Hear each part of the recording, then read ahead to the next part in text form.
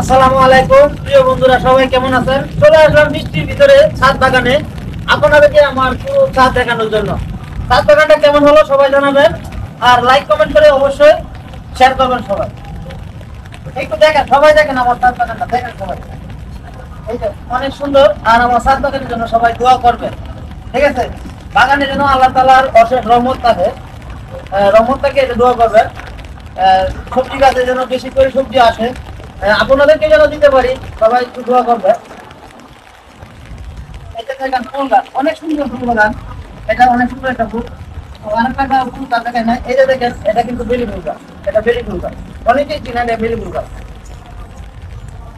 এই যে এই ফুলের নামটা আমি বলতে পারি না, হয়তো কৃষ্ণচূড়া হবে, কিন্তু ফুলগুলো অনেক সুন্দর।